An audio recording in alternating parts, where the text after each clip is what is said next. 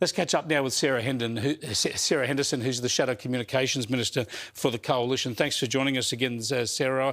I want to get you on issues outside your portfolio to start with, and this proposal from the Coalition, not only to stop the current Islamic State families from getting back to Australia. We've heard the arguments about how that could be done over recent days, but a proposal for new laws that would make it a crime for citizens of this country to help in that process. Explain that to us.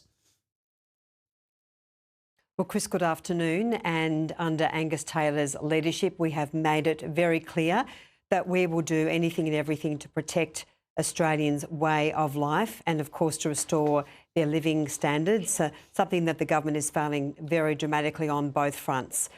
So we have announced that we will introduce legislation to make it a crime for any person or organisation to travel to a terrorist hotspot and to assist terrorist supporters to return to Australia. We're doing this, Chris, because frankly the government has failed dramatically to give Australians any assurance that our community will be safe.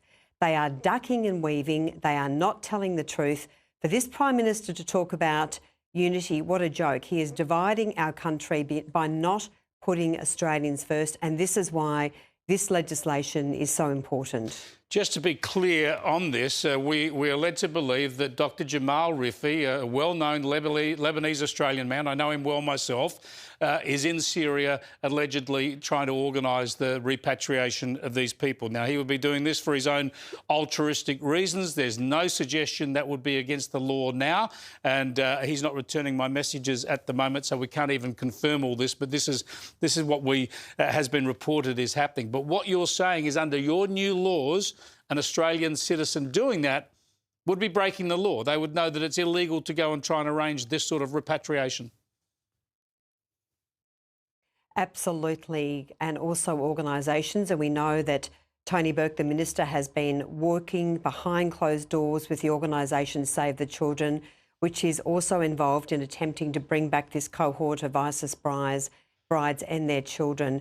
That is simply not good enough. So anyone looking to come back to Australia, they must, of course, be properly assessed. And so that's why there is a humanitarian and security assessment exception as built into the proposed legislation, because it is our security agencies which must make this determination and not individuals, not organisations going through the back door, bringing terrorist supporters back to this country.